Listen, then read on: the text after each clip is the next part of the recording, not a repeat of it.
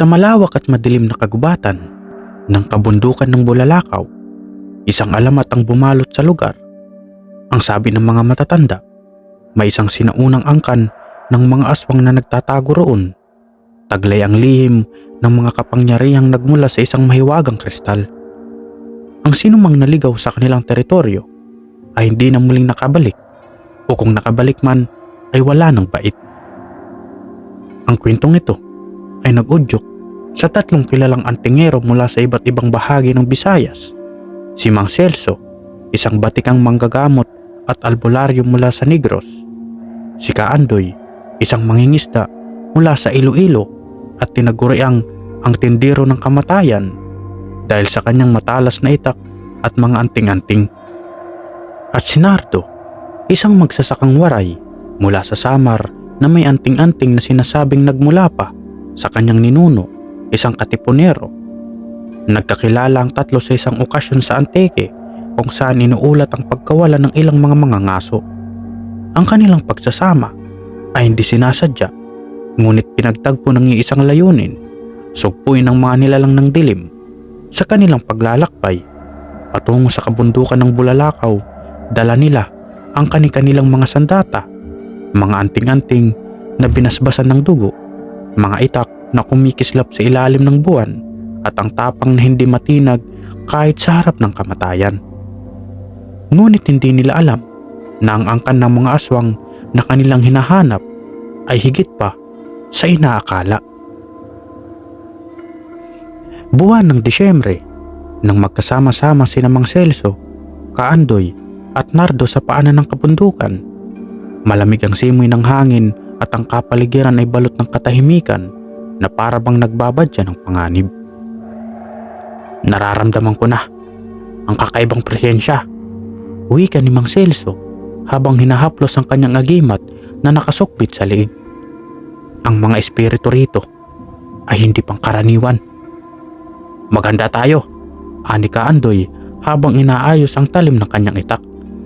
Hindi basta-basta ang mga aswang sa ganitong lugar. Iba ang kanilang lakas kapag nasa sariling teritoryo. Tahimik namang nakikinig si Nardo. Sa kanyang mga kamay ay hawak ang isang makalumang rosaryo na sinasabing nagtataglay ng kapangyarihang panangga laban sa masasamang nilalang. Sa kabila ng kanyang katahimikan, ramdam ang bigat ng kanyang determinasyon.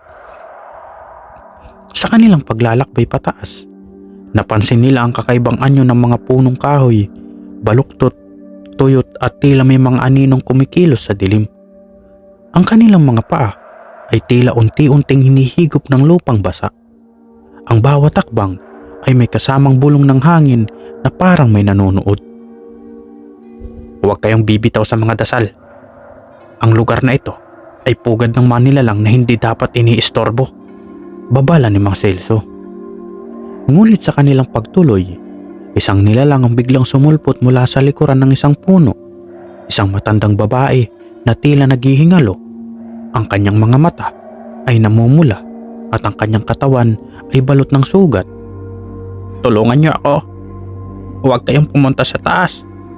May halimaw doon, hiyaw nito. Napatingin ang tatlo sa isa't isa. Alam nilang maaaring patibong ito, ngunit hindi rin nila magawang baliwalain ang babae. Tingnan natin. Kung siya'y tao, tulungan natin. Kung hindi, papatayin natin, sabi ni Kaandoy. Hindi nila inaasahan ang sumunod na mangyayari. Sa paglapit nila sa babae, bigla itong nagbago ang anyo. Ang kanyang mga kuko ay humaba, ang kanyang balat ay naging kulay apo, at ang kanyang ngipin ay naging matatalim na pangil. Aswang! Sigaw ni Nardo habang agad niyang inihagis ang rosaryo sa nilalang. Nagsimula itong sumigaw sa sakit, ngunit bago pa ito makalapit, mabilis na hinataw ni Kaandoy ang kanyang itak. Tinapos ang buhay nito sa isang iglap. Simula pa lang ito, sabi ni Mang Celso habang pinupunasan ng dugo sa kanyang agimat. Ang angkan nila ay malapit na. Sa kanilang pagpapatuloy, mas lalong nagiging kakaiba ang kanilang nararanasan. Nakakakita sila ng mga anino sa paligid, nakakarinig ng mga kaluskos na wala namang pinanggagalingan, at may mga bulong na tila nanggagaling sa mismong lupa. Napansin nilang isang abandonadong kubo sa gitna ng gubat. Napagpasyahan nilang magpahinga muna roon, ngunit sa loob ng kubo ay natagpuan nila ang mga bakas ng kaguluhan, sirang muebles, mga marka ng kuko sa dingding at mga mantsa ng dugo sa sahig. "Hindi tayo ligtas dito. Nararamdaman ko na ang presensya nila," bulong ni Nardo. Bago pa man sila makalabas, biglang nagsara ang pinto at nagdilim ang paligid. Nagsimula silang marinig ang mga malalakas na kalabog at halakhak ng mga nilalang sa labas. "Nasa paligid na sila. Maghanda kayo," sabi ni Mang Celso. Sa labas ng kubo, dahan-dahang lumitaw ang mga aswang. Ang kanilang mga mata ay pula at ang kanilang mga katawan ay nagkikislapan sa liwanag ng buwan. Ang ilan ay may pakpak na parang paniki, habang ang iba ay gumagapang sa lupa na parang ahas. "Huwag kayong magpapadala sa takot. May kapangyarihan tayo laban sa kanila," sigaw ni Kaandoy. Sabay-sibay nilang inihanda ang kanilang mga sandata. Si Mang Celso ay humawak sa kanyang baston na may nakaukit na dasal. Si Kaandoy ay humawak ng isang bote ng langis na mula sa kanyang lolo, isang mabisang panangga laban sa masasama. Si Nardo naman ay nagdasal habang hawak ang kanyang rosaryo. Nagpambuno ang tatlo at ang mga aswang. Ang bawat takbang na tatlong antingero ay may halong dasal at tapang. Sa bawat hampas ng itak ni Kaandoy, bumagsak ang isa sa mga aswang. Si Mang Celso ay nagpakawalan ng isang kakaibang liwanag mula sa kanyang baston na nagpatalsik sa mga halimaw. Si Nardo naman ay nagpakita ng liksi. Tinatapos ang mga nilalang gamit ang kanyang rosaryo. Ngunit sa kabila ng kanilang tagumpay, naramdaman nilang mas malaki pa ang banta. Mula sa itaas ng bundok, isang nilalang ang nagpakita, ang pinuno ng angkan ng mga aswang. "Malalakas kayo, ngunit hindi sapat ang iyong lakas para tapusin ang aming lahi." Si Dato Kaligdan ay hindi ordinaryong aswang. Ang kanyang ano ay napakalaki at ang kanyang balat ay tila bakal na hindi tinatablan ng kahit anong armas. Ang kanyang mga mata ay nagliliyab at sa kanyang boses ay may taglay na lakas na parang bumabasag sa paligid. "Matagal na kaming nagtatago dito sa kabundukan," sabi ni Dato Kaligdan habang naglalakad papalapit sa tatlong antingero. "Ngunit kayo, mga walang takot, ay naglalakas loob na gambalain ang aming katahimikan. Ihanda ninyo yung mga sarili sapagkat hindi na kayo makakabalik ng buhay." Napatingin sina Mang Celso, Kaandoy at Nardo sa isa't isa. Sa kabila ng takot, nanatili silang matatag. "Ang liwanag ng Diyos ang siyang gagabay sa amin," sagot ni Mang Celso habang pinaghahanda ng isang dasal. "Hindi kami aalis hanggang hindi namin natatapos ang kasamaan sa lugar na ito," dagdag ni Kaandoy, higpit ang kapit sa kanyang itak. Samantala si Nardo ay tahimik na naglalagay ng langis sa kanyang rosaryo at ang anting-anting sabay bulong ng panalangin. Biglang dumilim ang paligid at ang mga aswang sa paligid ni Dato Kaligdan ay nagsimulang magbago ng anyo. Ang ilan ay naging mga higanting paniki, habang ang iba ay nagmistulang mga halimaw na may matatalim na kuko at pangil. Ang kanilang bilang ay tila hindi nauubos. "Hindi ito laban na madadaan lang sa lakas. Kailangan nating gumamit ng talino," sabi ni Mang Celso. Mabilis na tumakbo si Kaandoy, palayo mula sa grupo upang akitin ng ibang mga aswang. Ang kanyang layunin ay hatiin ang kalaban at bigyan ng pagkakataon sina Mang Celso at Nardo na harapin si Dato Kaligdan. "Halika mga halimaw, ipakita ninyo ang lakas ninyo," sigaw ni Kaandoy habang pinapaikot ang kanyang itak. Pinapaalab ang apoy ng kanyang tapang. Samantala, si Mang Celso ay nagsimula ng bumigkas ng isang sinaunang orasyon mula sa kanyang baston. Sa bawat salitang kanyang binibigkas, ang lupa ay nag-uuga at ang hangin ay tila nagiging mas mabigat. "Om Adonai, Elohim Jehovah," sigaw ni Mang Celso habang inilapat ang baston sa lupa. Biglang lumitaw ang isang pader ng liwanag na humarang sa mga aswang na sumusugod. Si Nardo naman, na nasa likod ni Mang Celso, hawak ang kanyang rosaryo at umaalay sa orasyon. Nag-uumpisa siyang magtanim ng mga bitag gamit ang asin at langis sa paligid ng kanilang posisyon. Ito ang pamatay sa kanila. Hindi sila makakapasok sa bilog na ito hanggat nasa lugar ang mga bitag, sabi ni Nardo. Habang abala ang mga aswang sa pag-atake, si Dato Caligdan ay tumayo sa isang mataas na bato. Tinatanaw ang laban. Sa isang iglap, sumugod siya kay Andoy na nooy abala sa pagpatay sa 3 aswang.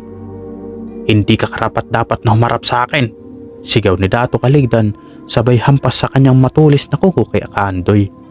Bagamat mabilis si Kaandoy, nahagip siya sa braso. Napasigaw sa sasakit ngunit nagawa pa ring umatras. Mabilis nang dinukot ang isang buti ng langis mula sa kanyang bulsa at ibinuhos ito sa sugat. Agad na natigil ang pagdurugo, ngunit alam niyang hindi niya kayang harapin si Dato Caligdan na mag-isa. Sa pagkakataong iyon, biglang sumugod si Nardo mula sa likuran. Ang kanyang rosaryo, na balot ng langis at asin, ay tumama sa balikat ng Dato. Napasigaw ito ng malakas, ngunit hindi pa rin ito bumagsak.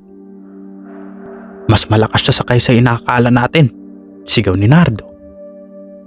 Gamitin natin ang mga anting-anting ng sabay-sabay, sabi ni Mang Celso na ngayon ay humahakbang palapit sa Dato habang hawak ang kanyang baston.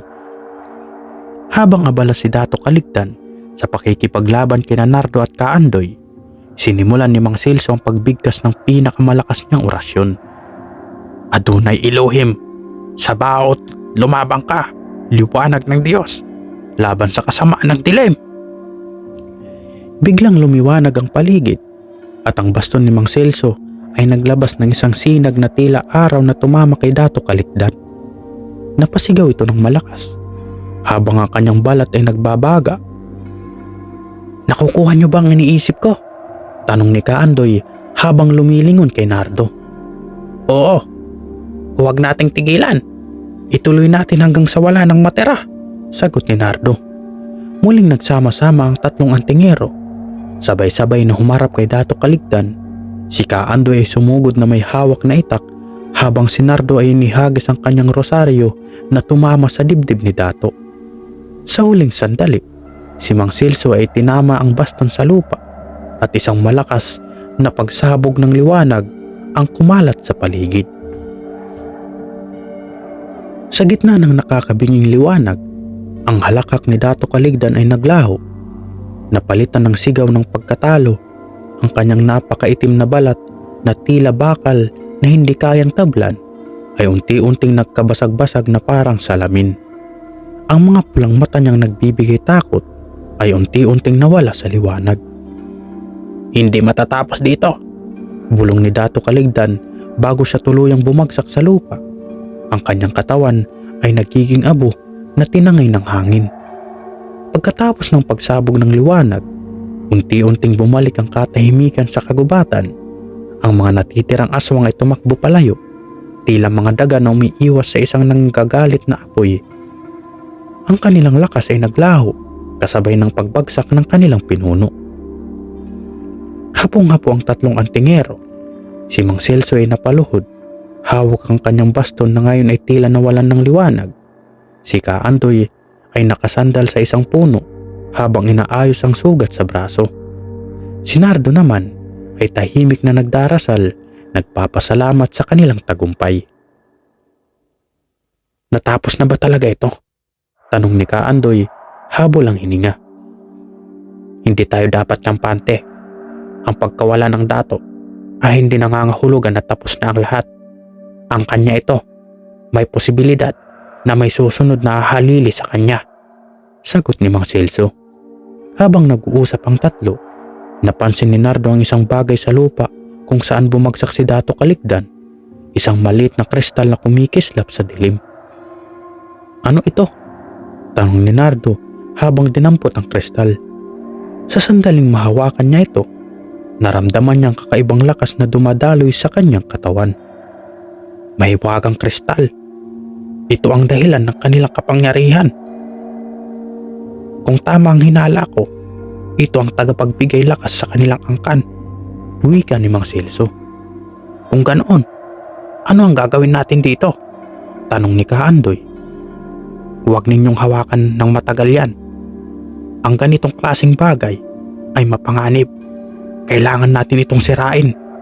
Babala ni Mang Celso. Bago pa man masira ang kristal, biglang yumanig ang lupa. Mula sa ilalim ng lupa ay lumabas ang isang itim na usok na naglalaman ng mga anino. Ang mga ito ay tila nagmamasid sa tatlo, nag-aabang ng pagkakataon upang matake. Hindi tayo ligtas dito. Kailangan nating umalis, sabi ni Mang Celso. Agad na kumilos ang tatlo. Dinala nila Nardo ang kristal habang ang tatlo ay nagsimulang bumaba ng bundok. Ngunit habang papalayo sila, ang itim na usok ay patuloy na sumusunod, tumatagos sa mga puno at bato na parang isang buhay na nilalang. Kailangan nating ilibing ang kristal, sigaw ni Kaandoy. Hindi sapat ang paglibing. Kailangan natin itong sunugin gamit ang dasal at apoy na banal na langis, sagot ni Mang Celso.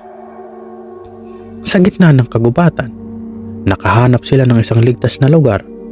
Gumuhit si Nardo ng isang bilog sa lupa gamit ang asin, habang si Kaandoy ay naglagay ng bitag sa paligid. Si Mang Celso naman ay nagsimulang maghanda ng isang ritual upang wasakin ang kristal. Sa liwanag ng may kapal, wika ni Mang Celso habang hawak ang baston, nilalabanan namin ang dilim na bumabalot sa mundong ito. Naway maglaho ang anumang kasamaan na dulot ng bagay na ito. Sa sandaling binuhusan ni Kaandoy ng langis ang kristal na inihulog ito sa apoy, isang napakalakas na sigaw ang umalingaw sa kagubatan.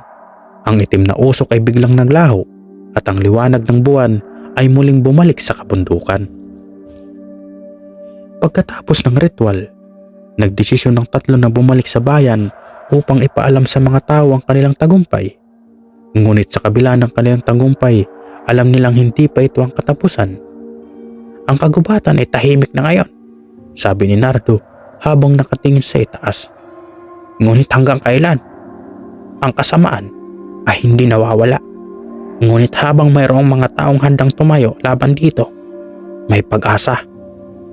Isa pa, nasa atin ang pananampalataya. Dagdag ni Kaandoy, ang kanyang ngiti ay puno ng determinasyon. Sa kanilang pagbabalik, sinalubong sila ng mga tao na punong-puno ng pasasalamat. Ang kanilang kwento ay naging alamat at ang kanilang mga pangalan ay hindi na malilimutan. Ngunit sa isang sulok ng bundok, sa ilalim ng isang matandang puno, may mga matang nagmamasid, isang nilalang na tila naghihintay ng pagkakataon upang muling buhayin ang naiwang angkan. Isang buwang makalipas, ang pagkawasak ng kristal, nagbalik na sa normal ang buhay sa bayan. Ang mga tao ay masiglang nagbubukang liwayway, tila ba wala ng masamang pangyayari sa paligid. Ngunit sa kabila ng masayang haraya, ang tatlong antingero ay nananatiling mapagmatsyag. Alam nila ang kapayapaang ito ay maaaring panandalian lamang. Isang gabi, dumating sa bahay ni Mang Celso si Kapitan Ruperto, ang pinuno ng bayan. Halata sa mukha nito ang kaba. Mang Celso, may nangyari na naman sa bundok. May tatlong magtotroso na hindi nakauwi kagabi. Natagpuan ang kanilang mga gamit sa gilid ng ilog. Ngunit wala ni anino ang kanilang katawan, sabi ni Kapitan Ruperto.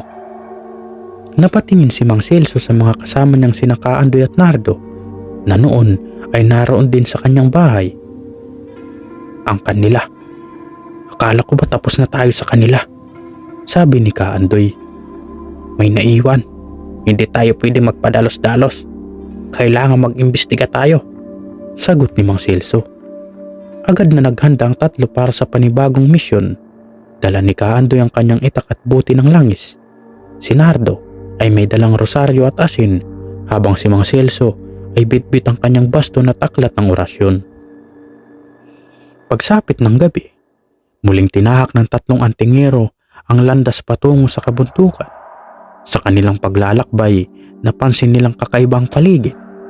Ang dating malamig, ngunit preskong hangin ng bundok ay naging mabigat at malagkit. Ang mga puno ay tila nagmamasid sa kanila, at ang mga anino ay gumagalaw na parang buhay. May malakas na puwersa dito ngayon, sabi ni Nardo habang mahigpit na hawak ang kanyang rosaryo. Ang tanong, paano ito nabuhay muli? Tanong ni Kaandoy. Kapag ang kasamaan ay hindi tuluyang nasusupil, nagkakaroon ito ng paraan upang bumalik. At sa pagkakataong ito, maaaring may natirang tagapamahala ng kanilang angkan, sagot ni Mang Celso. Pagdating nila sa lugar kung saan nila nilabanan si Dato Kalikdan, laking gulat nila nang makita ang isang altar na puno ng mga patay na hayop. Sa gitna nito, nakatayo ang isang nilalang, isang babae na may mahabang buhok, maputlang balat at pulang mata. Hindi ko inaasahan na babalik kayo, sabi ng babae. Ang boses niya ay malamig at matalim. Sino ka? Tanong ni Mang Celso, nakahanda na sa laban. Ako, si Daroca, kapatid ni Kaligdan. At ngayon, ako ang bagong pinuno ng aming angkan, sagot ng babae. Mabilis na kumilos si Kaandoy. Inihagis ang isang buti ng banal na langis sa direksyon ni Daroca. Ngunit bago pa ito sumabog, biglang naglaho ang babae at sa halip, lumitaw ang mga halimaw na aswang mula sa bawat sulok ng kagubatan. Maganda kayo, sigaw ni Mang Celso. Nagkawatak-watak ang tatlo habang nakikipaglaban sa mga aswang. Si Kaandoy ay maliksi. Tinatamaan ng kanyang itak ang bawat nilalang na sumusugod sa kanya. Si Nardo ay tahimik ngunit mabilis, ginagamit ang kanyang asin upang makapagtanim ng mga bitag. Samantala, si Mang Celso ay abala sa pagbigkas ng mga orasyon upang palakasin ang kanyang depensa. Hindi ito sapat, sigaw ni Nardo habang papalapit ang isang higanting aswang sa kanya. Si Daroca, na nakamasid lamang mula sa itaas ng altar, ay ngumiti. Hindi niyo ako matatalo. Ako ang nagtataglay ng kapangyarihang iniwan ng kristal, at sa gabing ito, kayo ang magiging sakripisyo para sa pagbabalik ng aming angkan, sabi niya. Habang abala ang dalawa sa pakikipaglaban, tumusok si Mang Celso kay Daroca. Nilabas niya ang isang maliit na bote na may lamang pulang likido, ang dugo ng isang albularyong ginamit sa sinaunang ritual upang labanan ng mga aswang. Daroca, hindi mo makakamit ang iyong layunin, sigaw ni Mang Celso. Binuksan niya ang bote at ibinuhos ang laman nito sa kanyang baston. Ang baston ay nagningning sa isang makapangyarihang liwanag na nagdulot ng sigaw mula kay Daroca. Huwag mong gawin yan, sigaw ng babae, ngunit huli na ang lahat. Itinuro ni Mang Celso ang baston kay Daroca at nagsimula ng isang orasyon. Sa bawat salitang binibigkas niya, ang lupa ay umuuga at ang liwanag mula sa baston ay unti-unting bumalot kay Daroca. Hindi, sigaw ng babae, ngunit sa huli, siya ay naglaho sa isang malakas na pagsabog ng liwanag. Pagkatapos ng pagsabog, muling bumalik ang katahimikan. Ang mga aswang na natira ay tumakas at ang altar ay gumuho. Natapos na ba talaga? Tanong ni Kaandoy habang pinupunasan ng pawis sa kanyang noo. Hindi natin alam kung sa ngayon nagawa natin ang ating tungkulin. Sa kanilang pagbaba mula sa bundok, alam nilang laban kontra sa kasamaan ay hindi kailanman natatapos. Ngunit sa kanilang puso, nananatili ang paninindigan na ipagtanggol ang bayan sa anumang panganib na darating. Habang naglalakad pababa ang tatlong antingero mula sa bundok, may kakaibang pakiramdam ang bumalot sa kanila. Ang paligid ay tahimik, ngunit tila may kung anong nagmamasid. Ang hangin ay malamig, ngunit may bigat na parang nagbabadya ng panganib. Nararamdaman niyo ba? Tanong ni Nardo, nakahawak sa kanyang rosaryo. Oo, parang hindi pa tapos ang lahat, sagot ni Kaandoy. Tama kayo, ang kalikasan ay nagbibigay ng babala. May naiwan pa, sabi ni Mang Celso. Habang papalapit sila sa paanan ng bundok, napansin nila ang isang anino sa kanilang daraanan, isang nilalang na tila tao ngunit may mahabang mga kuko at makakapal na itim na mata ang lumitaw mula sa likod ng mga puno. "Hindi nyo kayang talunin ang lahat," sabi ng nilalang. Ang boses nito ay malamig at puno ng puot. "Bawat isa sa inyo ay may kahinaan. Ang gagamitin namin, iyon, upang wakasan kayo." Mabilis na humugot ng kanyang itak si Kaandoy at umatake. Ngunit bago pa niya maabot ang nilalang, naglaho ito sa usok.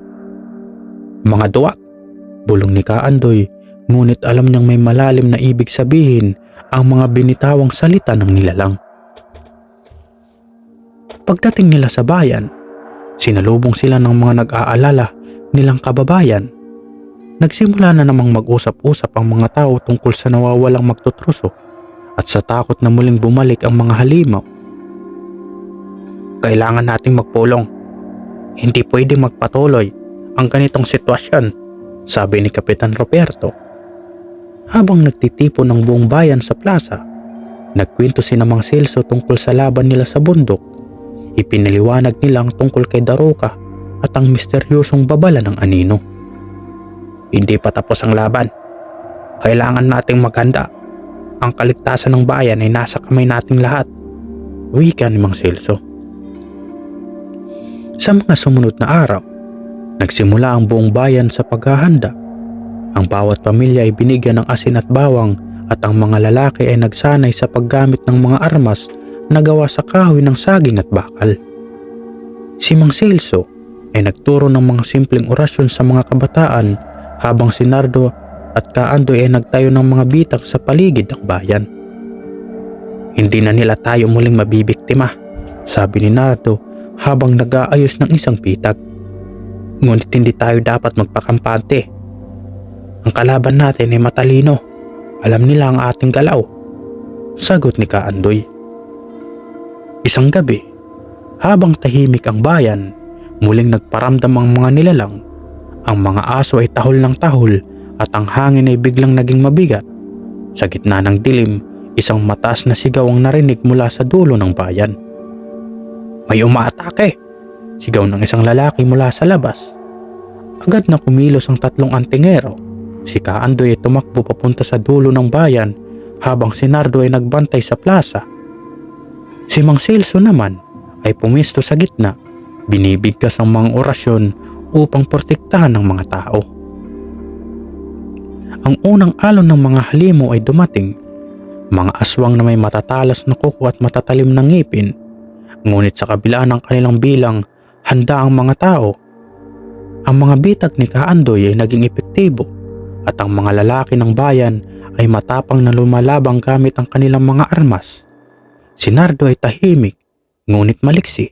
Sinasabuyan ng asin ng mga halimaw na pilit na umaatake sa plaza. "Hindi sila titigil hanggat hindi nila tayo napupuksa," sigaw ni Mang Celso habang binibigkas ang kanyang orasyon. Sa kalagitnaan ng labanan, isang napakalaking halimaw ang dumating. Ito ay may maitim na balat, mga matang pula na parang apoy at mga kuko na tila bakal. Tumigil ang lahat ng tao nang makita ito. "Siya ang bagong pinuno. Ang halimaw na ito, ang kapalit ni Daroka," bulong ni Mang Celso. Habang papalapit ang halimaw, nagtipon-tipon ng tatlong antingero.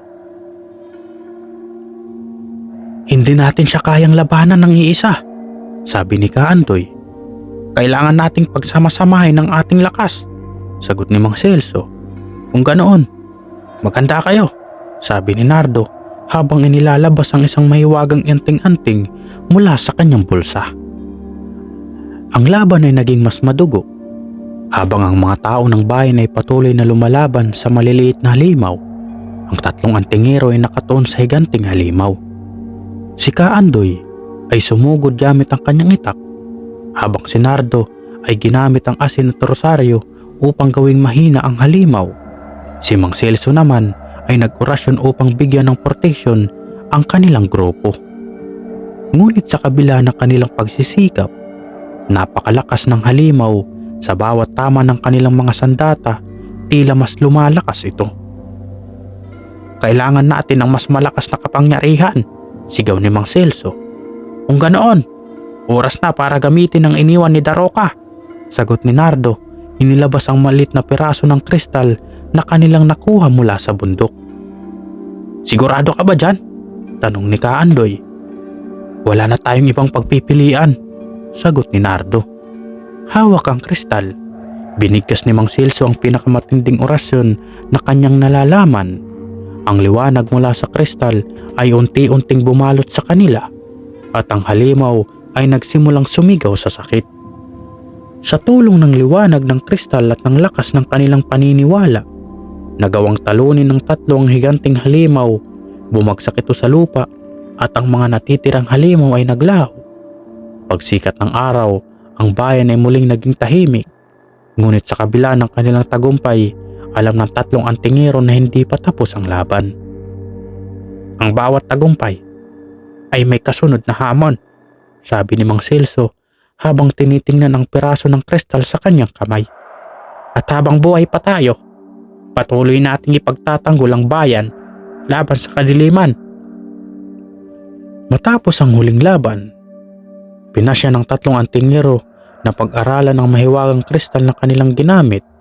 Naniniwala silang ang lihim ng kaligtasan ng kanilang bayan ay nakatago sa misteryosong bagay na ito. Sa gabi ng kanilang pagpupulong, nagtipon sila sa bahay ni Mang Celso. Ang kristal na nakalagay sa gitna ng lamisa, kumikislap ng bahagya sa ilalim ng kandilang nag-aapoy. Hindi ito ordinaryong kristal. Ang liwanag nito ay parang buhay, sabi ni Kaandoy habang pinagmamasdan ito. May iniwan si Daroka. Kailangan nating malaman kung anong koneksyon nito sa angkan ng mga aswang, sabi ni Nardo. Si Mang Celso, na masusing binabasa ang kanyang aklat ng mga sinaunang orasyon ay tumango. Ang kristal na ito ay bahagi ng isang mas malaking kapangyarihan. Kung mali ang ating paggamit nito, maaari itong magdulot ng mas malaking kasamaan. Habang sinusuri nila ang kristal, ikwininto ni Mang Celso ang natutunan niya mula sa kanyang mga ninuno. Noong unang panahon, may isang mahiwagang kristal na kilala bilang batong alitaptap. Sinasabing ito ay gawa mula sa dugo ng isang engkantadong diwata na pinatay ng isang aswang upang makuha ang kanyang kapangyarihan. Ang kristal na ito ay hati-hati at ikinalat sa iba't ibang bahagi ng kabundukan ng Pilipinas upang hindi magamit sa kasamaan. Ngunit sa paglipas ng panahon, muling nagtipon-tipon ng mga piraso sa kamay ng mga nilalang na nagnanais ng kadiliman. Kung ganoon, ang kristal na ito ay bahagi ng batong alitaptap? Tanong ni Nardo. Posible. At kung totoo iyon, delikado tayo. Maaaring may iba pang piraso nito na hawak ng mga nilalang ng kadiliman, sagot ni Mang Celso. Habang abala sila sa kanilang usapan, isang malakas na kalabog ang narinig mula sa labas ng bahay. Mabilis nilang hinugot ang kanilang mga armas at lumabas upang tingnan ang pangyayari. Sa kanilang harapan, isang matandang lalaki ang duguan at hirap na hirap huminga. Tulungan niyo ako! Bulong ng matanda bago tuluyang bumagsak sa lupa. Agad na nilapitan ni Celso ang lalaki. Sa kanyang damit, nakita nila ang marka ng isang matalim na kuko. Patunay na inatake siya ng isang halimaw. Ano nangyari sa'yo, Tatang? Tanong ni Kaandoy habang sinusubukan siyang buhayin. Angkan, sa silangan. Bulong ng matanda. Hinahanap ang kristal. May paparating. Pagkasabi nito, pumikit ang matanda at hindi na gumalaw. Kinabukasan, nagpasya ang tatlong antingero na sundan ang huling sinabi ng matanda. Ang kanilang misyon, alamin ang koneksyon ng kristal sa sinasabing angkan sa silangan at harapin ang anumang panganib na naghihintay sa kanila. Habang naglalakbay, napansin nila ang unti-unting pagbabago sa paligid. Ang mga puno ay tila mas madilim, ang mga hayop ay biglang naglalaho, at ang hangin ay puno ng kakaibang enerhiya. Hindi magandang pakiramdam ko rito, sabi ni Nardo habang mahigpit na hawak ang kanyang rosaryo. May mga mata na nagmamasid sa atin. Dagdag ni Kaandoy, pinagmasdan ng mga anino sa paligid. Si Mang Celso, na abala sa pagbibigkas ng mga orasyon, ay tumingin sa langit. Maganda kayo, malapit na tayo. Sa dulo ng kanilang paglalakbay, narating nila ang isang maliit na nayon na tila iniwan na ng panahon. Ang mga bahay ay yari sa kahoy at pawid, ngunit lahat ay sira-sira na. Ang kakaibang bagay, walang tao sa paligid. May nakatira pa kaya dito? Tanong ni Kaandoy. Hindi, sagot ni Mang Celso habang tinitingnan ang isa sa mga bahay. Ang lugar na ito ay nilason na ng kadiliman. Biglang narinig nila ang isang boses mula sa isang sulok ng nayon. Isang babae, nakaputing damit, ang lumitaw mula sa likod ng isang puno. Kayo ang nagdadala ng kristal? Sabi ng babae. Ang boses niya ay malamig at walang emosyon. Sino ka? Tanong ni Nardo habang iniaangat ang kanyang rosaryo.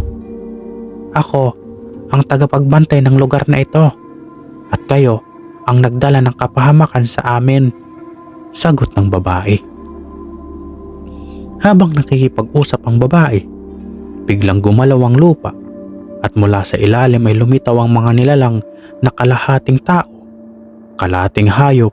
Ang kanilang mga mata ay pula at ang kanilang mga kuko ay matatalas. Hindi kayo makakaalis dito ng buhay, sabi ng babae bago siya naglaho sa hangin. Handa na kayo? Tanong ni Mang Celso habang binibigkas ang kanyang orasyon. Lagi, sagot ni Kaandoy habang hinugot ang kanyang itak. Kailangan nating ipagtanggol ang kristal. Ito ang susi sa lahat ng ito, sabi ni Nardo. Nagsimulang matinding laban sa gitna ng nayon. Ang tatlong antingero ay muling nagpakita ng kanilang galing. Si Kaandoy ay mabilis at matalas, tumatama sa bawat halimaw na sumusug. Si Nardo ay ginamit ang asin at rosaryo upang pigilan ng mga nilalang.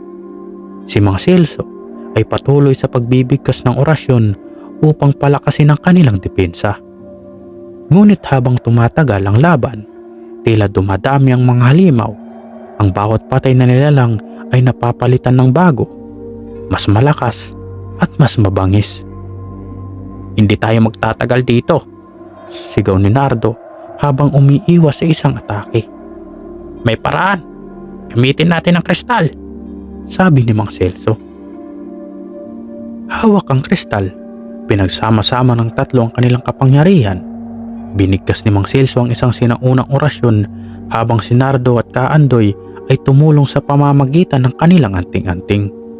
Isang matinding liwanag ang lumabas mula sa kristal at sa isang iglap natunaw ang mga halimaw. Ang buong nayon ay nilinis ng liwanag at ang dilim ay nawala. Habang nakatayo sa gitna ng katahimikan, tumingin si Mang Celso sa kristal. Ito ang susi, ngunit hindi natin alam kung ang kapangyarihang ito ay kakampi o kalaban. Isa lang ang sigurado, hindi ito ang katapusan.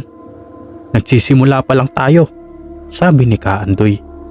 Sa kabila ng kanilang tagumpay, alam nilang may mas malaking hamon na naghihintay sa kanila, ang pagbubuo ng batong alitaptap at ang pagharap sa tunay na pwersa ng kadiliman. Pagkalipas ng ilang araw mula sa kanilang tagumpay, sa panlilin lang ng hanayon, ang tatlong antingero ay nanatili sa gitna ng kanilang paghahanda. Subalit ang kristal na kanilang hawak ay unti-unting nagbubukas ng bagong mga misteryo. Isang gabi, habang binabantayan ni Nardo ang kristal, bigla itong kumislap ng kakaibang liwanag. Nakakita siya ng pangitain, mga anino ng nilalang na may matatalim na mata at mahabang kuko. Nagtitipon sa isang kuweba sa kailaliman ng kabundukan. Sa gitna ng pangitain, narinig niya ang boses ng isang babae. Ibalik ang piraso sa amin o lahat kayo ay lulunurin ng dilim. Mabilis na tinawag ni Nardo sina Kaandoy at Mang Celso. Ikwininto niya ang nakita habang ang kristal ay nananatiling kakaibang liwanag nito. Kung totoo ang nakita mo, malalaman nila kung nasaan tayo, sabi ni Kaandoy. Hindi na tayo ligtas dito at maaaring ang kuweba sa pangitain ang sentro ng kanilang kapangyarihan, sagot ni Mang Celso.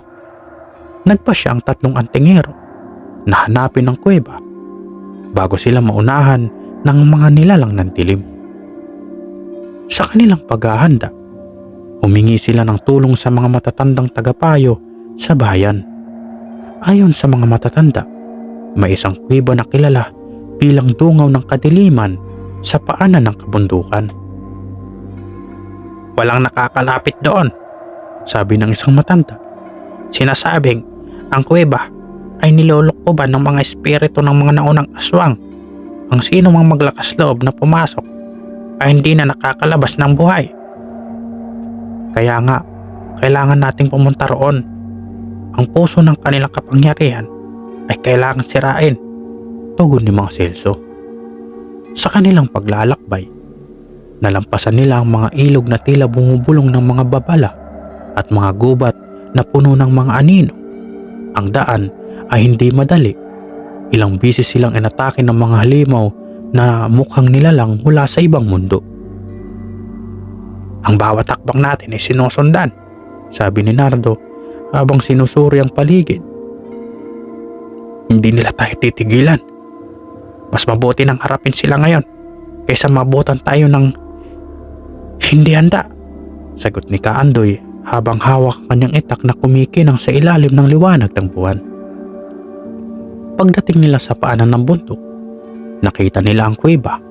Napakalaki nito at ang hangin na nagmumula rito ay tila puno ng masasamang bulong. Nandito na tayo. Maghanda kayo. Ang anumang nasa loob nito ay higit pa sa inaasahan natin, sabi ni Mang Celso. Habang unti-unting pumapasok ang 3 sa kuweba, agad nilang nararamdaman ang bigat ng lugar. Ang bawat takbang ay tila nagpapalakas sa kanilang kaba. Sa loob ng dingding ng kuweba ay nababalutan ng mga ukit na nagpapakita ng mga ritual ng mga aswang, mga sakripisyo, pag-inom ng dugo, at ang misteryosong kristal na nakaposisyon sa gitna ng kanilang altar. Ito ang sentro ng kanilang kapangyarihan, pulong ni Kaandoy. Ngunit bago pa sila makalapit sa altar, isang boses ang dumagundong sa paligid. Matagal na namin kayong hinihintay. Sa gitna ng altar, lumitaw ang isang babae na mukhang tao, ngunit ang kanyang mga mata ay nagliliwanag ng pula. Ang kanyang mga kuko ay tila mga patalim at ang kanyang presensya ay nagpaparamdam ng matinding takot. Ako si Amaraya, ang reyna ng mga aswang. Kayo ang sumira sa aming tahanan at ngayon ay pagbabayaran ninyo ito, sabi ng babae. Biglang naglaho si Amaraya at mula sa mga dingding ng kuweba ay lumitaw ang mga anino ng kanyang hukbo. Ang mga ito ay malalaking nilalang na may matatalim na pangil at mga mata na nagbabaga sa dilim. Labanan niyo sila, sigaw ni Mang Celso habang binibigkas ang kanyang orasyon. Si Kaandoy ay tumalon sa gitna ng mga halimaw gamit ang kanyang itak upang gupuin ang sino mang lumapit sa kanya. Si Nardo ay mabilis na nagtapon ng asin at bawang sa paligid upang pigilan ang pagsugod ng mga halimaw. Habang si Mang Celso ay patuloy sa pagbibigkas ng kanyang mga panalangin upang palakasin ang kanilang proteksyon. Ngunit ang kanilang kalaban ay hindi pangkaraniwan. Ang bawat halimaw na kanilang napapatay ay biglang bumabalik na mas malakas. Hindi tayo mananalo sa ganitong paraan, sigaw ni Nardo. Kailangan natin wasakin ang altar, sagot ni Kaandoy. Habang abala si Mang Celso sa pakikipaglaban, mabilis na tumakbo si Nardo patungo sa altar. Dala ang mahiwagang kristal. Nang ilagay niya ito sa gitna ng altar, nagsimula itong kumislap ng matinding liwanag. Panginoon ng lahat ng liwanag, pawiin mo ang dilim, sigaw ni Mang Celso habang binibigkas ang huling bahagi ng kanyang orasyon. Isang napakalakas na liwanag ang lumabas mula sa kristal at ang buong kuweba ay niyanig ng lakas nito. Ang mga halimaw ay napasigaw sa sakit habang ang kanilang mga katawan ay natutunaw sa liwanag. Si Amaraya ay sumugod kay Nardo. Ngunit bago pa siya makalapit, isang mabilis na tagos mula sa itak ni Kaandoy ang tumama sa kanya. Sa huli, bumagsak siya sa lupa at ang kanyang katawan ay natunaw kasama ang kanyang hukbo. Matapos ang laban, nagsimulang gumuho ang kuweba. Tumakbo ang 3 antingero palabas habang ang buong lugar ay lumubog sa lupa. Paglabas nila, nakita nila ang liwanag ng araw na tila mas maliwanag kaysa dati. Ang kanilang mga muka ay puno ng pagod, ngunit alam nilang nagtagumpay sila. "Natapos na natin ang laban na ito," sabi ni Mang Celso. Hawak ang kristal na ngayon ay wala ng liwanag. Ngunit hindi pa ito ang katapusan. May iba pang mga piraso ng batong lialitap-tap na kailangang matagpuan at may balik sa tamang mga kamay, sabi ni Kaandoy. Sa pagbabalik sa bayan, paniliwanag ng 3 antingero sa mga tao ang kanilang nakita at naranasan. Ang kristal ay muling itinago sa isang ligtas na lugar at ang 3 na nagpasya na simula ng isang mas malaking misyon ang hanapin ang iba pang piraso ng batong alitap-tap upang hindi na ito magamit ng kasamaan. Ngunit alam nilang ang kanilang laban ay hindi magiging madali. Sa bawat tagumpay, may panibagong hamon na naghihintay. Pagkalipas ng ilang linggo, mula sa kanilang tagumpay sa kuweba, ang 3 antingero ay nagsimulang magplano ng mas malawak na kampanya laban sa mga nilalang ng dilim. Nananatiling tahimik ang kabundukan, ngunit alam nilang pansamantala lamang ito. Sa araw ng pagpupulong, nagtipon ng mga matatandang albularyo at mga tagapagtanggol ng kanilang bayan sa plaza. Nagkaroon ng seremonya upang kilalanin ng 3 bilang mga bagong tagapangalaga ng kanilang lugar. Sa gitna ng pagtitipon, itinaas ni Mang Celso ang mahiwagang kristal na kanilang nasagip. "Ang kristal na ito ay naging saksi sa ating laban," aniya. "Ngunit ang kapayapaan na tinatamasa natin ngayon ay may kabayaran. Ang patuloy na pagbabantay. Hindi ito magtatagal," sabi ng isang matandang albularyo. "Hanggat hindi buo ang batong alitap-tap, ang kasamaan ay muling babangon." Kinagabihan, habang binabantayan ni Kaandoy ang kristal, muling kumislap ito. Sa pagkakataong ito, isang kakaibang boses ang narinig niya. "Huwag kang magtiwala kahit kanino. Ang kasamaan ay hindi laging nagmumula sa kadiliman," bulong nito. Nagising si Nardo at Mang Celso nang marinig ang boses ni Kaandoy. Ikiwininto niya ang narinig at nagduda silang ang kristal ay may sariling kamalayan.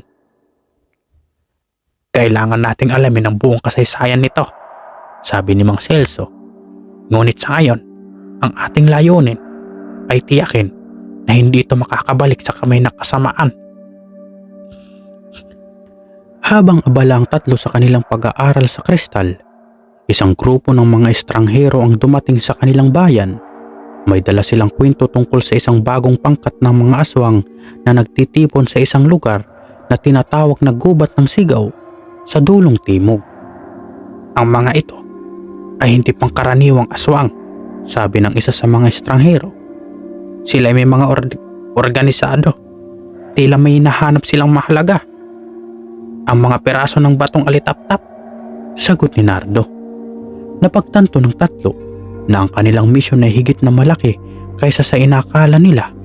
Ang piraso ng kristal na kanilang hawak ay isa lamang bahagi ng isang malalaking plano na nag-uugnay sa lahat ng aswang sa rehiyon. Kinabukasan, sinimulan ng 3 ang kanilang paglalakbay patungong Gubat ng Sigaw.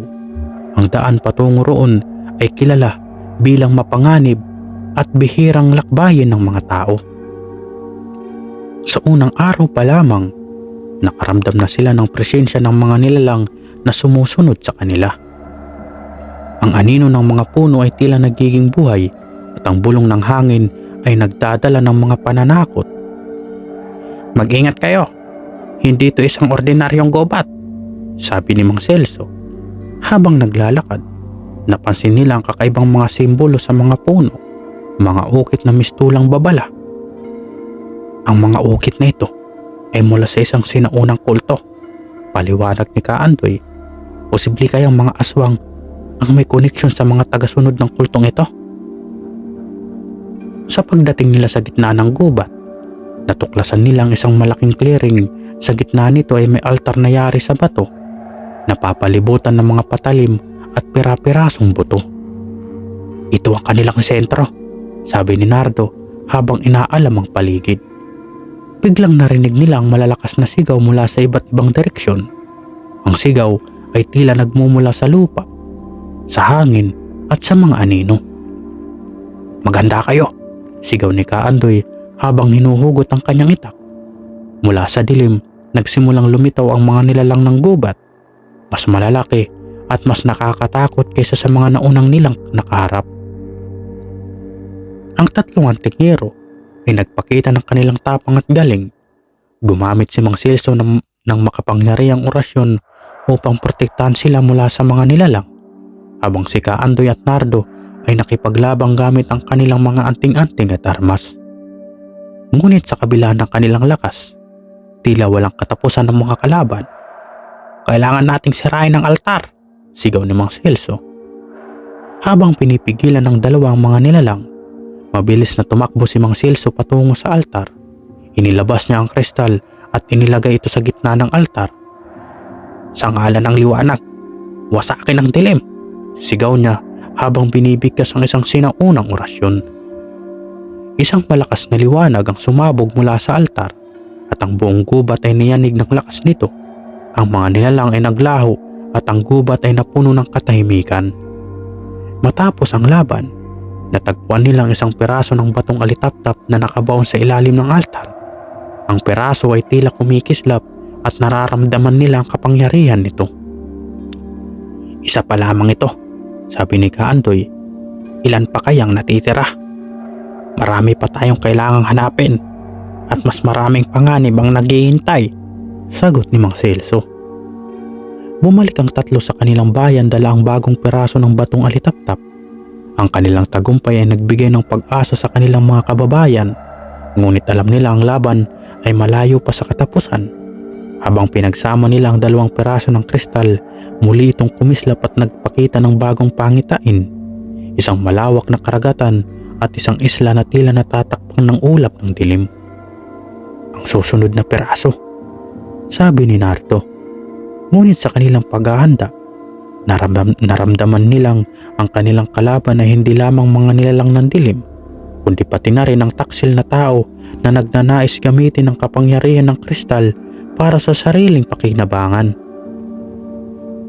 Matapos ang tagumpay nila sa gubat ng sigaw, inalam na tatlong antingero ang lokasyon ng isla mula sa pangitain na hatid ng batong alitaptap. Ayon sa mga matatanda ng bayan, ang islang ito ay tinatawag na Isla ng Laho, isang lugar na pininiwala ang kutan ng mga engkanto at halimaw na hindi basta-basta napapasok ng tao.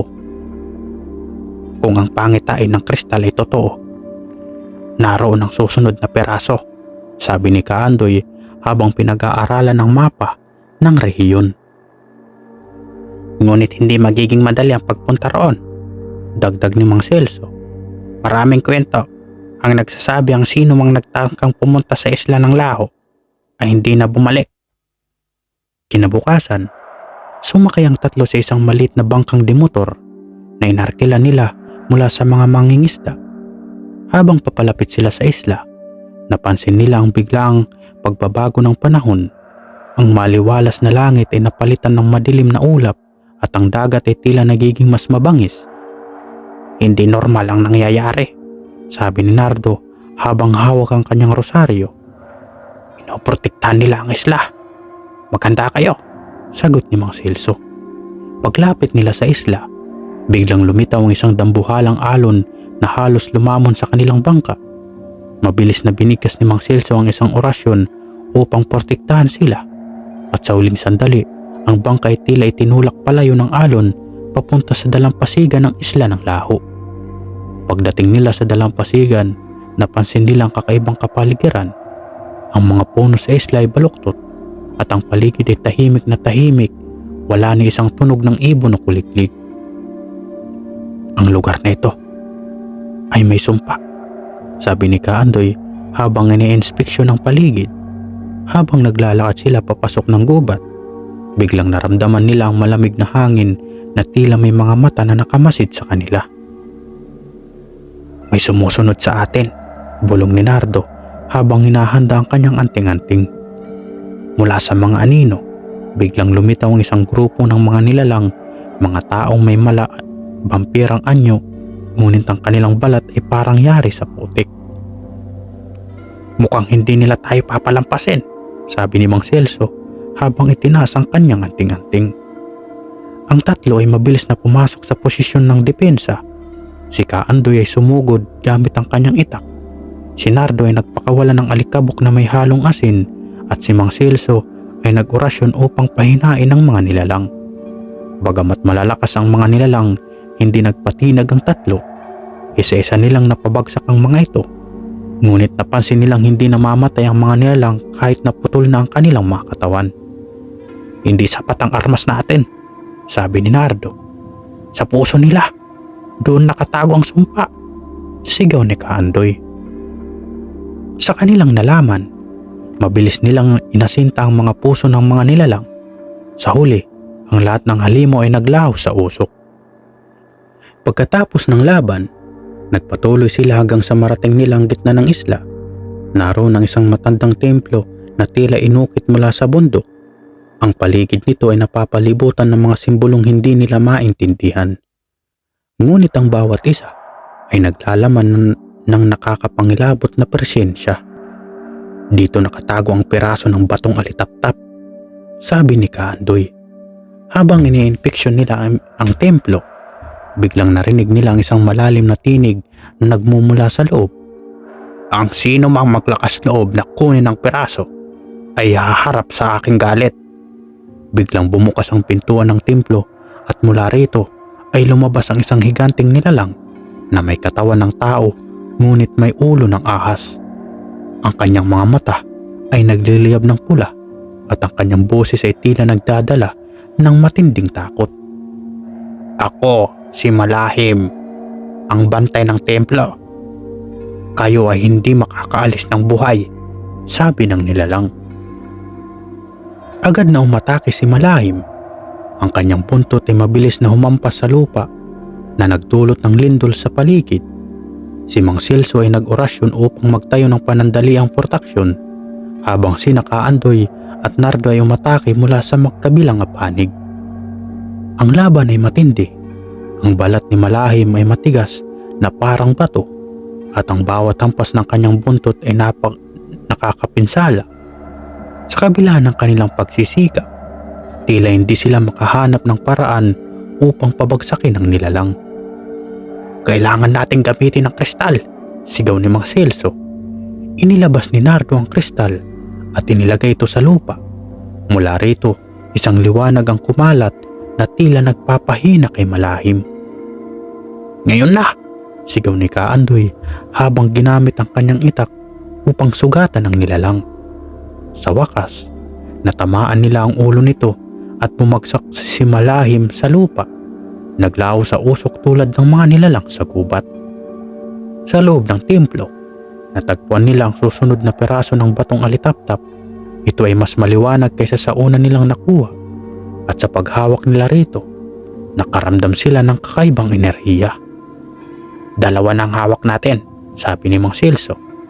"Ngunit habang dumadami ang piraso, mas lalakas din ang mga kalaban," sabi ni Kaandoy.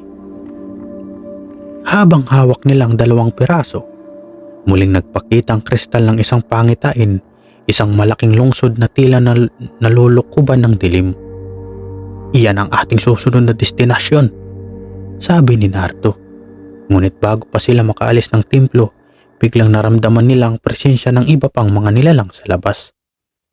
"Hindi tayo makakalabas ng walang laban," sabi ni Kaandoy habang inihahanda ang kanyang itak. Habang papalabas ang tatlong antingero mula sa templo, tumambad sa kanila ang isang hukbo ng mga halimaw, mga tao at iba't ibang anyo ng kadiliman, mga nilalang na tila pinagsamang mga hayop at tao, ngunit ang bawat isa ay naglalabas ng matinding galit. "Huwag kayong matakot," sabi ni Mang Celso habang hinahawakan ang dalawang piraso ng batong alitaptap. "Ang liwanag ng kristal ay magiging sandata natin. Ang hukbo ng mga halimaw ay mabilis na sumugod. Si Nardo ay nagpakawala ng pulbos na asin at durog na bawang na pansamantalang nagpahina sa ilan sa kanila. Si Kaandoy naman ay buong tapang na nagpaglaban gamit ang kanyang itak, habang si Mang Celso ay patuloy nag-orasyon upang magbigay ng proteksyon. Ngunit habang tumatagal ang laban, napansin nila ang tila hindi nauubos ang mga kalaban. Ang lupa ay nagsimulang mabahiran ng dugo, ngunit ang mga halimaw ay patuloy na sumusulpot mula sa kagubatan. Hindi natin kayang patayin silang lahat, sabi ni Nardo habang humihingal. Kailangan natin gamitin ang kapangyarihan ng kristal, sagot ni Mang Celso. Hawak ang 2 pirasong batong alitaptap. Nagsimula si Mang Celso na magbigkas ng isang makapangyarihang orasyon. Ang 2 kristal ay nagliwanag at ang liwanag ay nagbuga ng isang bilog na enerhiya na bumalot sa 3. Ang liwanag na ito ay para sa paglilinis. Hindi nila matitis ang dalisay na kapangyarihan nito, sabi ni Mang Celso. Habang ang liwanag ay lumawak, isa-isa nang natunaw ang mga halimaw. Ang kanilang mga sigaw ay naghalo sa hangin hanggang sa wala nang natira kundi ang katahimikan. Matapos ang labanan, nagmadali ang 3 na lisanin ang isla ng Laho. Alam nilang hindi magtatagal bago muling bumalik ang mga nilalang kadiliman. Sa kanilang pagbaba sa dalampasigan, natagpuan nila ang kanilang bangka na tila hinila ng alon pabalik sa tubig. Ang isla mismo ang nagtutulak sa atin na umalis, sabi ni Nardo. Sumakay sila sa bangka at naglayag pabalik sa kanilang bayan. Ngunit habang nasa gitna ng dagat, napansin nilang kakaibang liwanag na nagmumula sa isla. Ang mga nilalang doon ay hindi susuko. Ang laban ay malayo pa. Pagdating nila sa bayan, sinalubong sila ng mga tao na may halong tuwa at kaba. Agad silang nagtungo sa bahay ni Mang Celso upang pag-aralan ng 2 piraso ng batong alitaptap. Nasa atin na ang 2 piraso, ngunit hindi natin alam kung gaano karami ang natitira, sabi ni Mang Celso habang sinusuri ang kristal. Mabuti na lang ligtas tayo, ngunit alam kong hindi magtatagal ang katahimikan na ito, sabi ni Kaandoy. Habang hawak ni Mang Celso ang 2 piraso, nagkaroon siya ng panibagong pangitain. Sa pagkakataong ito, nakita niyang isang malaking lungsod na nababalot ng makapal na usok. Sa gitna ng lungsod ay naroon ng isang tore na tila pinagmumulan ng kadiliman. Iyan ang ating susunod na pupuntahan, sabi niya. Ngunit ang lugar na iyon ay hindi lamang may mga halimaw. Maraming tao ang mapapipiktuhan kung hindi natin maagapan ang laganap ng kadiliman. Ang piraso ng patong alitaptap ay ginagamit ng iba, dagdag ni Nardo. Habang nagpapahinga, dumating ang isang estranghero sa kanilang bayan. Siya ay nagngangalang Hermano Fiel, isang albularyo mula sa malayong probinsya. May dala siyang balita tungkol sa isang grupo ng mga tao na gumagamit ng batong alitaptap upang magpalakas ng kanilang kapangyarihan. Ang tore sa lungsod na inatake nyo ay pagmamay-ari ng isang kulto, sabi ni Hermano Fiel. Ginamit nila ang kapangyarihan ng kristal upang mag-anyong halimaw at manakot ng tao. Nagulat ang 3 sa balitang ito. Ang kanilang laban ay hindi lamang laban sa mga aswang at halimaw, kundi laban din sa mga taong nagnanais gamitin ang kasamaan para sa sariling kapakinabangan.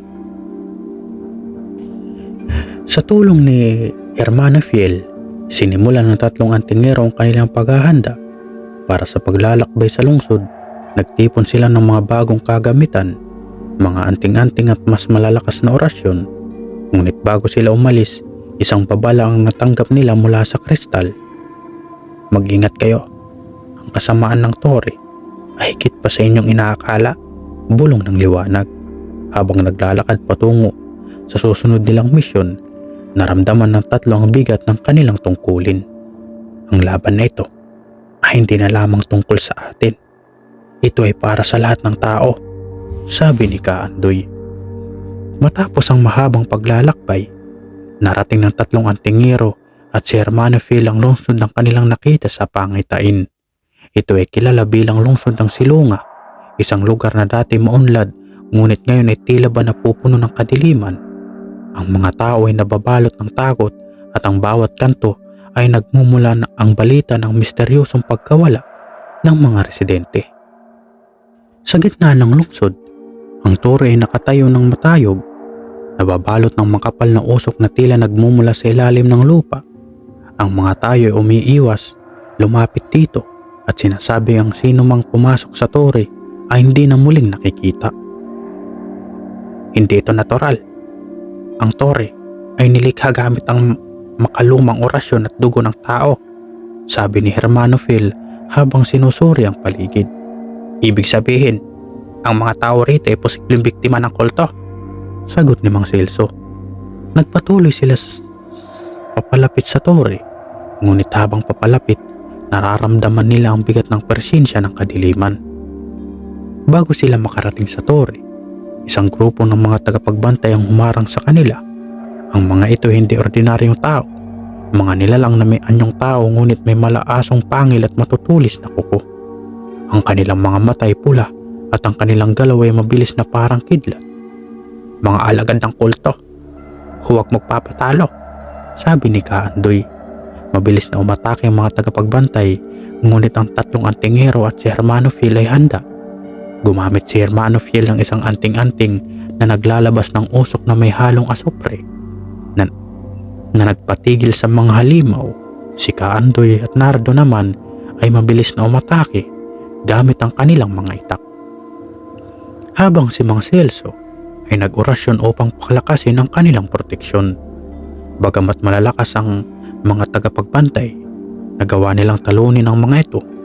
Ngunit napansin nilang bawat halimaw na napapatay ay naglalao sa hangin na parang usok. Sa wakas, nakapasok sila sa tore. Sa loob nito, ang paligid ay napapalibutan ng mga kakaibang simbolo at ekspresyon ng dingding. Ang hangin ay mabigat at ang bawat hakbang ay tila may nagpapahirap sa kanilang paghinga. Ang lugar na ito ay puno ng sumpa, sabi ni Nardo.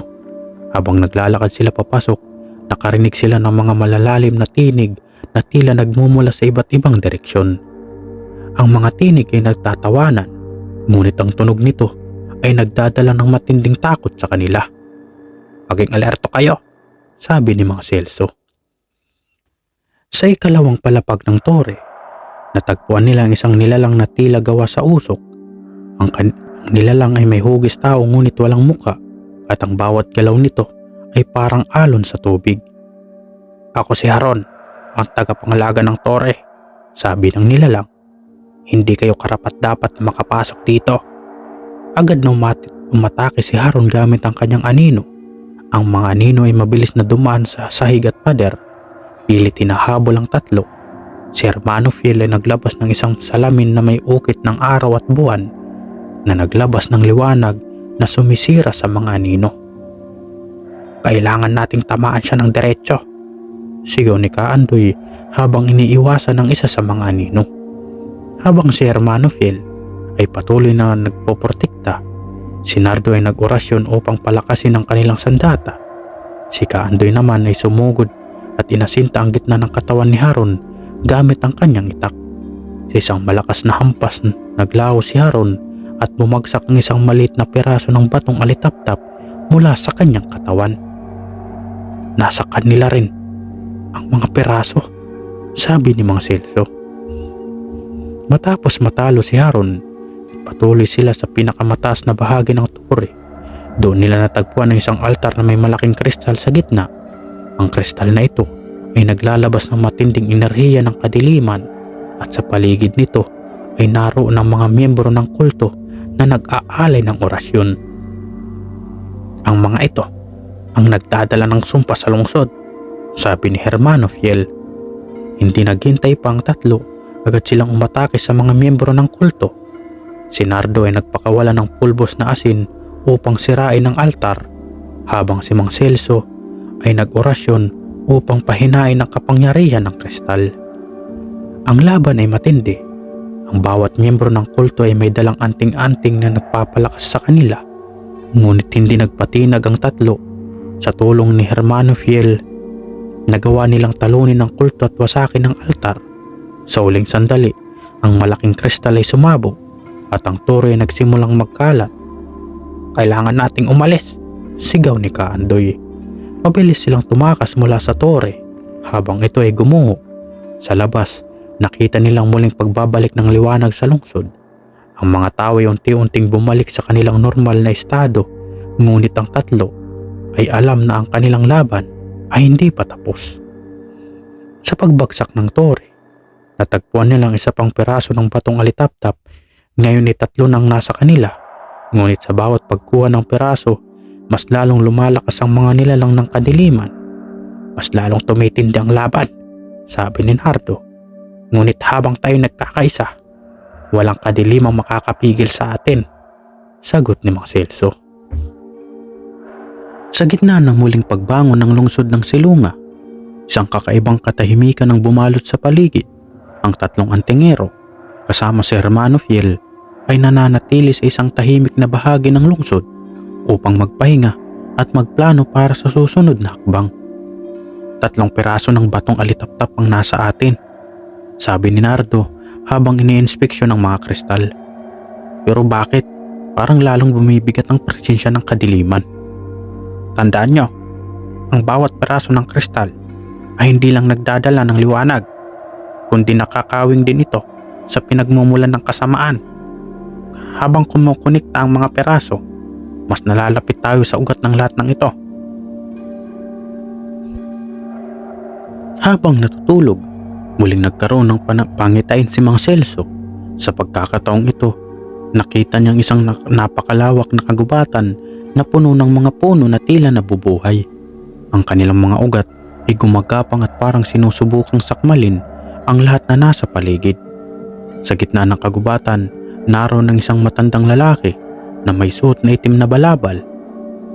"Hinahanap mo ang liwanag, ngunit nasa puso mo rin ang dilim," sabi ng matanda. Nagising si Mang Celso nang may kaba. Alam niya ang nakita niya ay isang babala. "Kailangan nating magtungo sa kagubatan," sabi niya kina Nardo, kay Andoy at Hermano Fiel. "Naroon ang susunod na piraso ng kristal at naroon din ang susunod nating kalaban." Ang kanilang paglalakbay patungo sa kagubatan ay hindi naging madali. Ang daan ay puno ng mga patibong, mga patay na punong bigla na lang gumagalaw, mga aninong sumusunod sa kanila sa dilim, at mga tunog na halakhak na tila nang gagaling sa kung saan-saan. "Ang lugar na ito ay nababalot ng sumpa," sabi ni Kaandoy habang mahigpit na hawak ang kanyang itak. "Walang oras para magpahinga." Habang papalapit sila sa sentro ng kagubatan, lalong lumalakas ang presensya ng kadiliman. Nararamdaman nilang tila pinipigilan ng lupa mismo ang kanilang bawat hakbang. Sa gitna ng kagubatan, nakita nilang isang maliit na kubo na tila nakalutang sa ere. Sa harapan nito ay naroon ang matinding nakita ni Mang Celso sa kanyang panaginip. "Kayo pala ang mga nagdadala ng liwanag. Ngunit ang liwanag ay hindi laging panalo sa dilim," sabi ng matanda. "Hindi kami narito para makipagtalo. Ibigay mo sa amin ang piraso ng batong alitaptap," sagot ni Nardo. "Kung gusto niyo ito, kailangan ninyong patunayan na kayo'y karapat-dapat," sabi ng matanda. Agad na naglaw ang matanda at ang buong paligid ay nabalot ng dilim. Sa gitna ng kadiliman, lumitaw ang mga nilalang na mas malalaki at mas mabangis kaysa sa kanilang mga nakalaban noon. Ang mga halimaw ay tila gawa sa usok, ngunit matitibay ang katawan. Ang bawat tampas ng itak ni Kaandoy at Nardo ay parang hindi tumatalab. Si Hermano Fiel naman ay nagpakwala ng mga anting-anting na naglalabas ng apoy, ngunit ang mga ito ay madaling sinipsip ng dilim. "Kailangan natin pagsamahin ang kapangyarihan ng mga kristal," sigaw ni Mang Celso. Inilabas ang 3 piraso ng batong alitaptap at sa pamamagitan ng isang makapangyarihang orasyon, nagsanib ang mga ito upang maglabas ng matinding liwanag. Ang liwanag ay tumama sa mga halimaw at unti-unti silang natunaw. Ngunit bago tuluyang maglaw ang dilim, narinig nilang tinig ng matanda. Ang inyong lakas ay haharap sa pinakamalaking pagsubok. Huwag kayong magpapadala sa liwanag na hindi na inaalam ang anino nito. Matapos ang laban, bumalik sa kubo ang normal na anyo. Sa loob nito, natagpuan nila ang ika-4 na piraso ng batong alitaptap. Ngunit kasama nito ay isang misteryosong sulat. Hindi lahat ng liwanag ay dalisay. Hindi lahat ng kadiliman ay masama. Ang susunod ninyong hakbang ang magpapasya sa kinabukasan ng mundo. Habang pinabasa ni Hermano Fiel ang sulat, nagsimulang magbago ang anyo ng piraso ng kristal. Ang liwanag nito ay tila nagiging mas madilim at ang presensya nito ay nagdudulot ng kakaibang bigat sa kanilang paligid. Ang laban natin ay hindi laban sa kadiliman. Ito ay laban din sa ating sarili, sabi ni Mang Celso. Ang bigat ng dulot na ika-4 na piraso ng batong alitaptap ay lalong nagparamdam ng matinding takot sa grupo. Sa kabila ng kanilang tagumpay laban sa mga halimaw ng kagubatan, tila nagsisimula ng magbago ang takbo ng kanilang laban. May mali sa kristal na ito. Hindi ito tulad ng iba. Parang may nakatirang anino dito, sabi ni Hermano Fiel habang hawak ang piraso. Ibig sabihin, ang kapangyarihang dala nito ay hindi puro, sagot ni Kaandoy. Maaring ito ang dahilan kung bakit lalong lumalakas ang kadiliman habang mas marami tayong nakukuha. Habang nagpahinga sa gilid ng kagubatan, inusisa nilang misteryosong sulat na natagpuan kasama ang ika-4 na piraso. Sa likod nito, may kakaibang mapa na hindi nila maunawaan. Ang mga linya nito ay kumikislap at tila nagpapakita ng iba't ibang anyo depende sa anggulo ng liwanag. Isa itong gabay, paliwanag ni Hermano Fiel.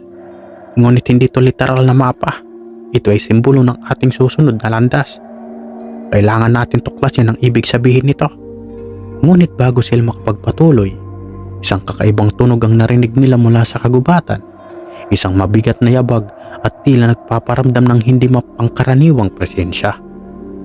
Mula sa likod ng malalaking puno, lumitaw ang isang dambuhalang nilalang.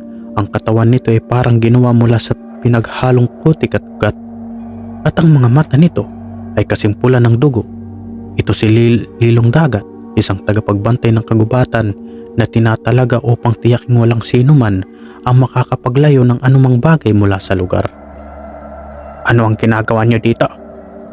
Ang malalim na boses nito'y dumadagong-dong. Ang kagubatang ito ay sagrado. Ang pagkuha ng batong alitaptap ay isang paglabag. Wala kaming masamang layunin dito, sagot ni Nardo.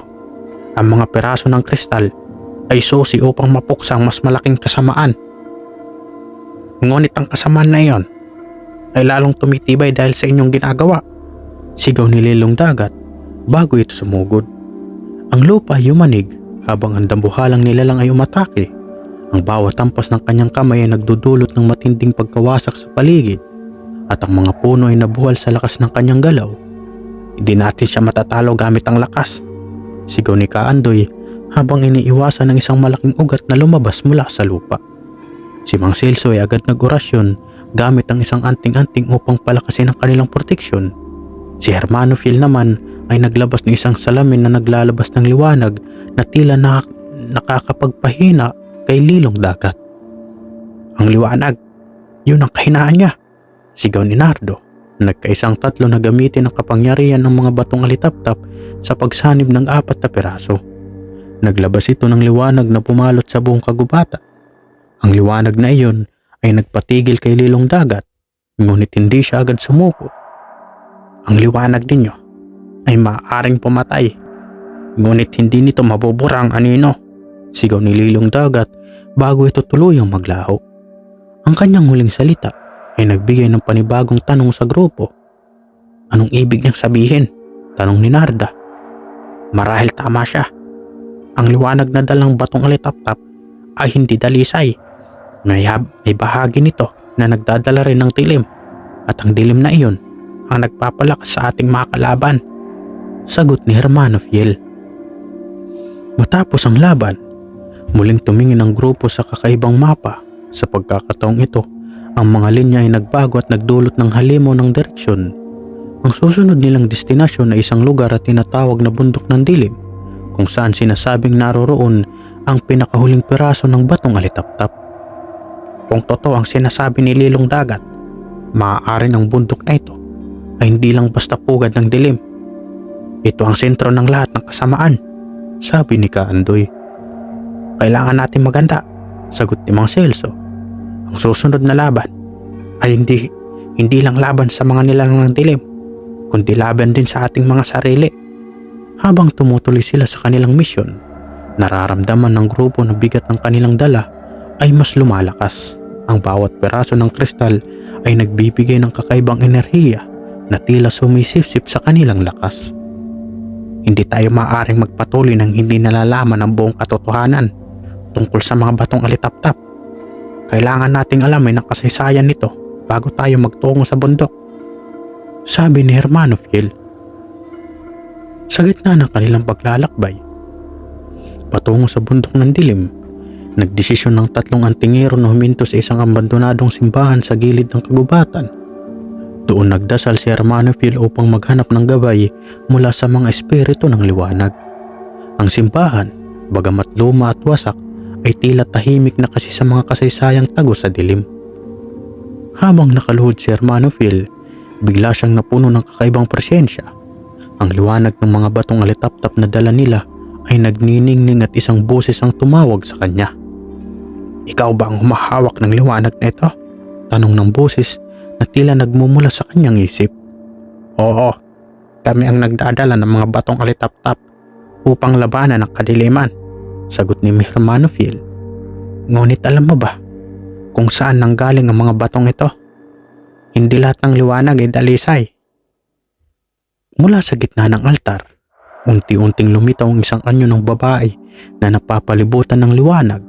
Siya ay nagpakilalang si Amara, ang dating tagapangalaga ng mga batong alitaptap. Ayon sa kanya, ang mga kristal ay hindi orihinal na ginawa para sa liwanag lamang. Ito ay bahagi ng isang sinaunang sumpa na nilikha upang balansin ang kapangyarihan ng dilim at liwanag sa mundo. Ang bawat peraso ng batong alitaptap ay may dalang aninong hindi may iwasan, paliwanag ni Amara. Kapag pinagsama-sama ito, nagiging susi sa pagbukas ng tunay na kapangyarihan ng liwanag.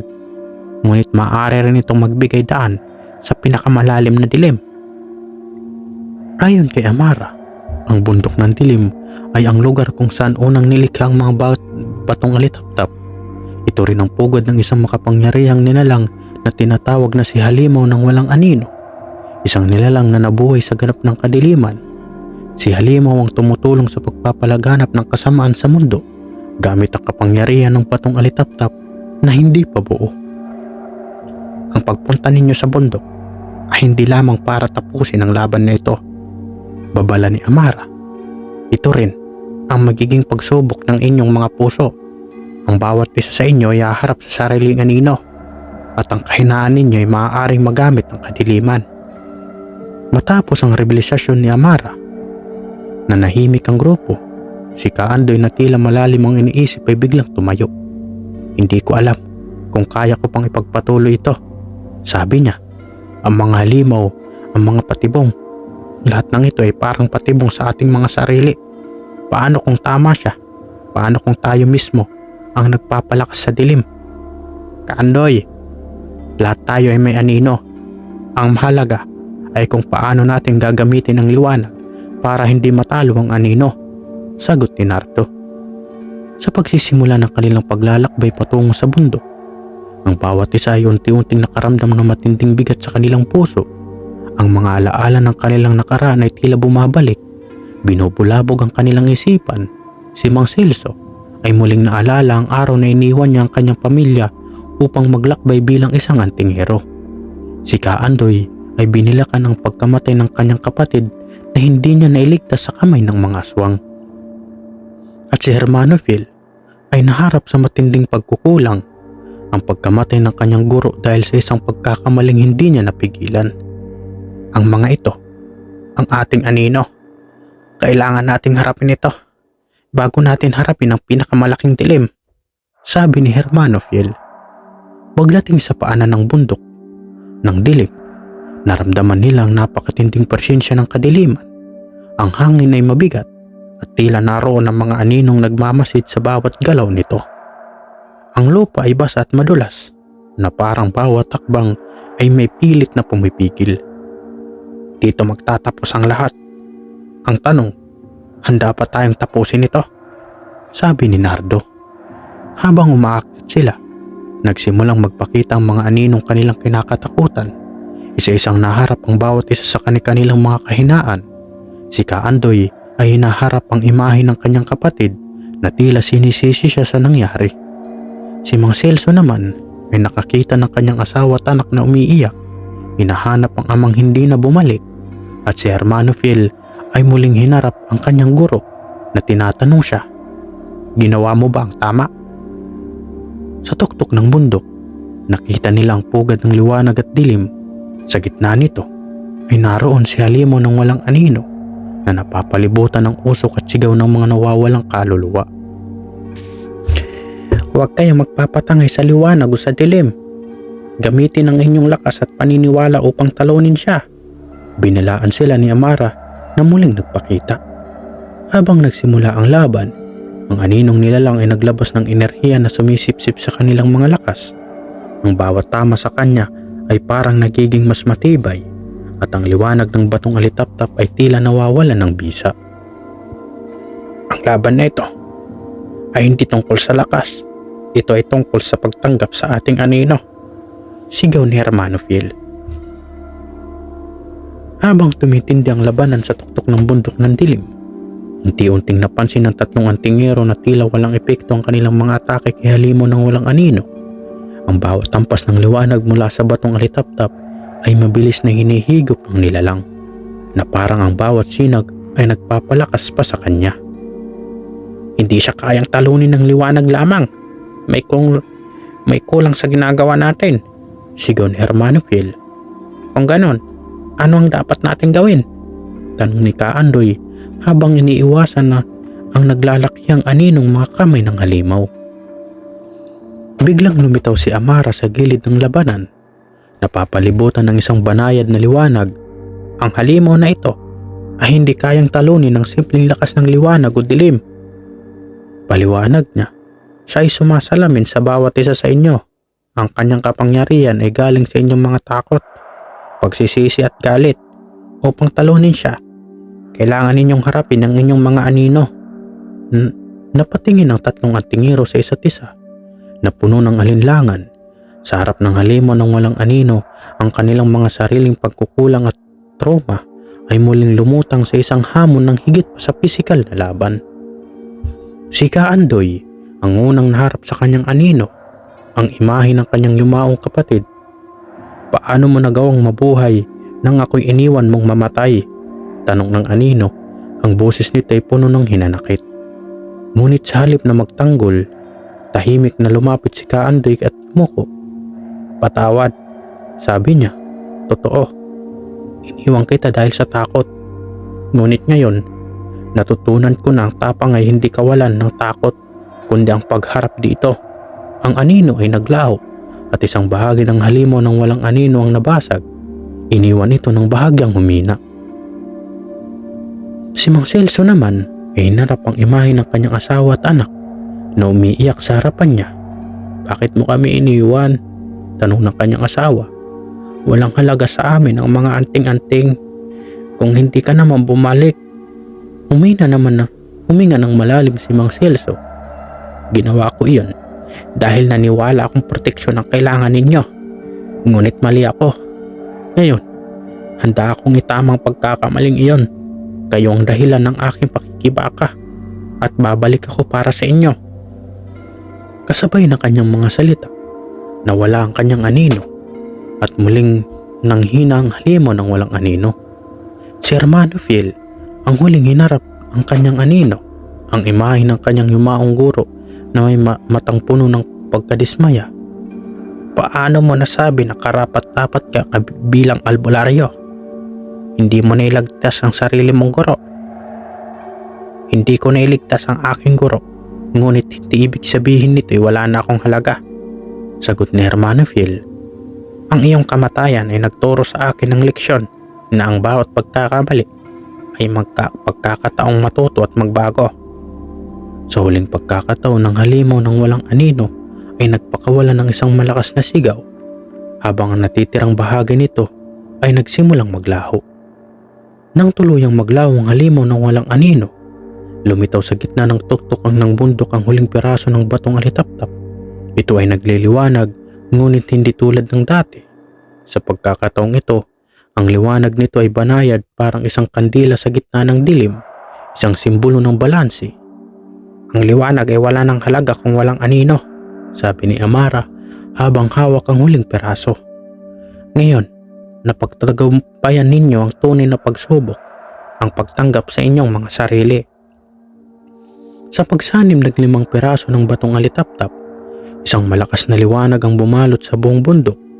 Ang mga anino ng kagubatan ay unti-unting nawala, at ang mga halimaw na dati naninirahan doon ay naging abo. Matapos na ang sumpa, sabi ni Amara, ngunit tandaan nyo, ang balanse ng liwanag at dilim ay kailangang ingatan.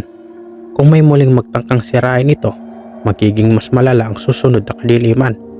Bumaba ang 3 mula sa bundok na dala ang bagong pananaw at mas matibay na paninindigan. Ang kanilang laban ay natapos na, ngunit ang kanilang misyon bilang mga antingero ay nanatili. Pagbalik nila sa kanilang bayan, naghiwa-hiwalay ang landas ng 3 antingero. Si Kaandoy ay bumalik sa kanyang pamilya. Si Mang Celso ay nagsimula bagong buhay kasama ang kanyang asawa at anak. Si Hermano Phil ay nagpatuloy bilang isang albularyo, nagtuturo sa susunod na henerasyon. Ngunit sa kabila ng tagumpay, alam nila ang liwanag ng batong alitaptap ay may iniwang anino. Sa malalayong sulok ng mundo, may mga kaluluwang muling naakit sa kapangyarihan nito. Ang liwanag ay isang sandata, ngunit ito rin ay tukso. Paalala ni Amara sa huling pagkakataon. Huwag ninyong kalimutan na ang tunay na laban ay palaging nasa loob ng sarili. Wakas.